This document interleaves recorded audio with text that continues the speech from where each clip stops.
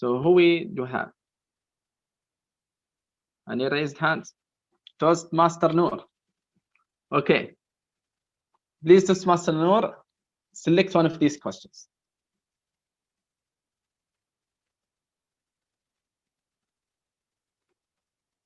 DTM Noor. 1-5. Number 15. Number 15. Yeah, 1-5. Yes. The question says, what gives you the energy to be productive? The question is, what gives you the energy to be productive? The stage is yours.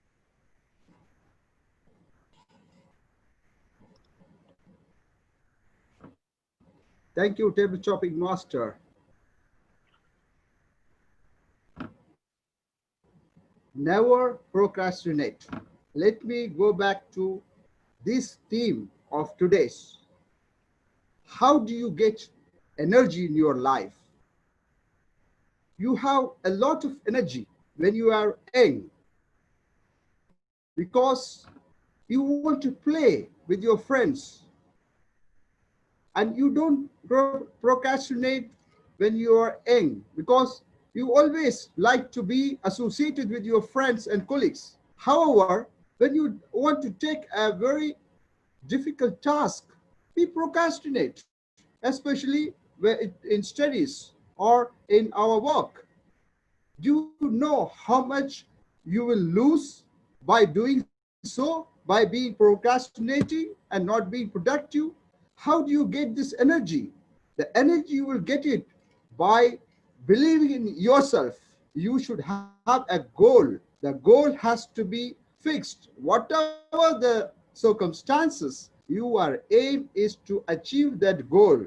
If your goal is fixed, you will have the energy, you will have the willingness to work for it and never procrastinate in your life.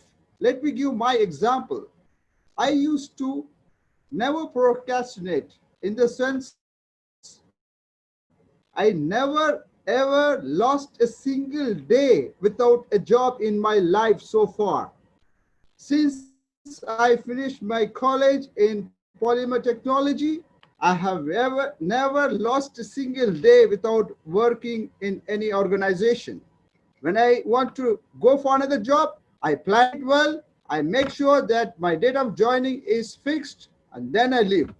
So we are able to learn something new in our life by not procrastinating and try to achieve in our life what we want. So never procrastinate, believe in yourself and be active, and you will get energy what you need to do it.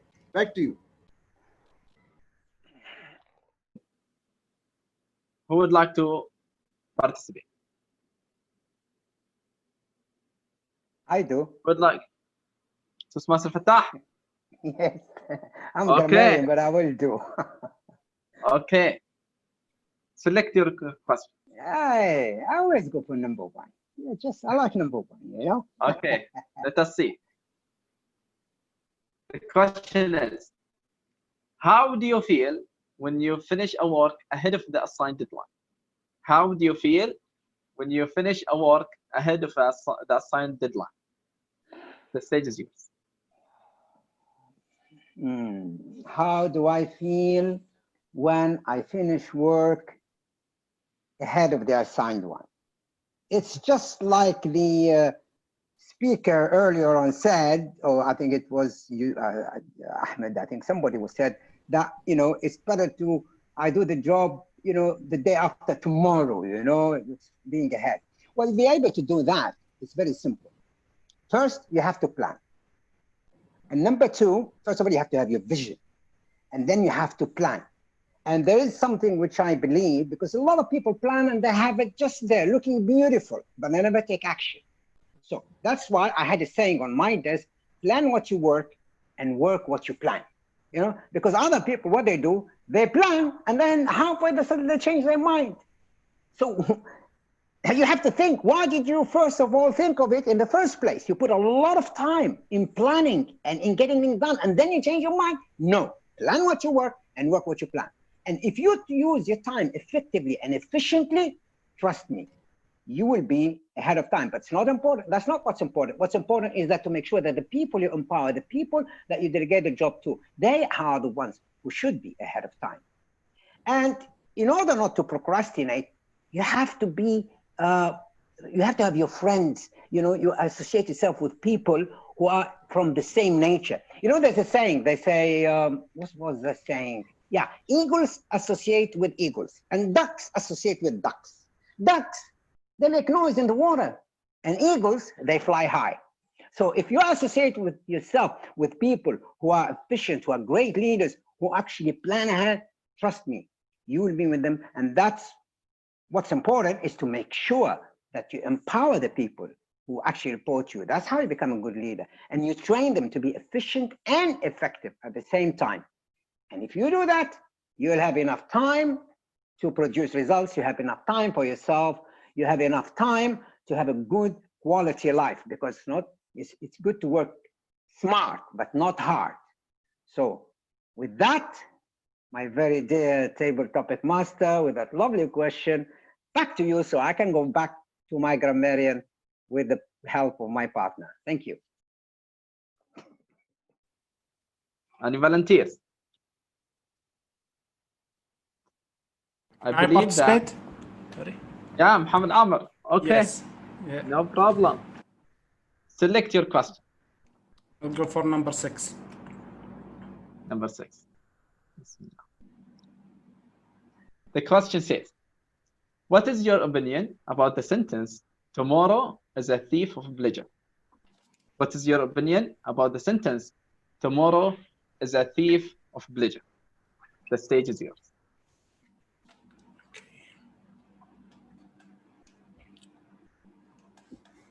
Assalamu alaikum. Good afternoon, everyone. So the question I've been asked by Toastmaster Hussain Abdulatif was, what do I think of the sentence, tomorrow is a thief of pleasure, if I remember correctly? Well, do you know that the word tomorrow has 2 effects on me? One effect, if it, well, to be honest, it depends on who says tomorrow. If it's my friend who says tomorrow, most likely I'm gonna be excited, and my pleasure won't be gone. But if my teacher says tomorrow, you know, I'd feel all the weight comes and falls upon me. Tomorrow we're gonna have an exam. Tomorrow we're gonna have a pop quiz or a quiz. Tomorrow is the deadline for your homework. To be honest, I think I agree with this sentence, and I believe this sentence depends on who says it. For example, Toastmaster Faisal Malki said, tomorrow we're gonna have our meeting at 4 p.m. I was excited.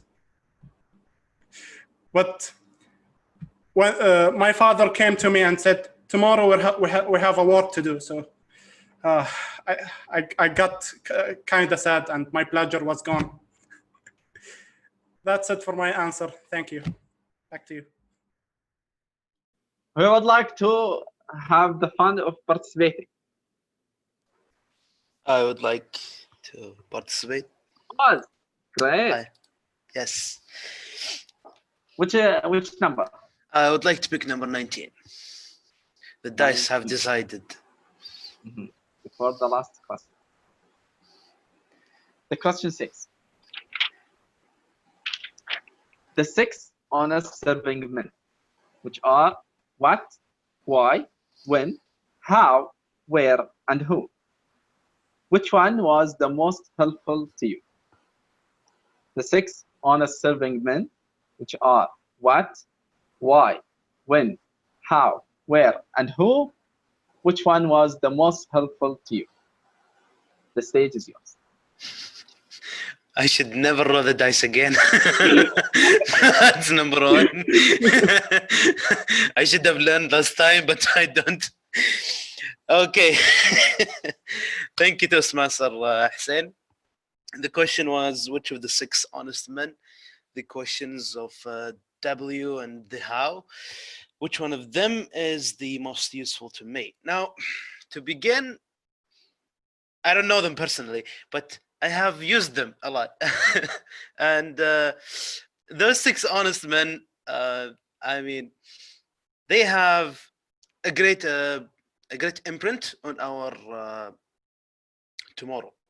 And basically, using one without the others doesn't make sense, and that's why they are all together, integrated, make the best of planning and make the best of preparation.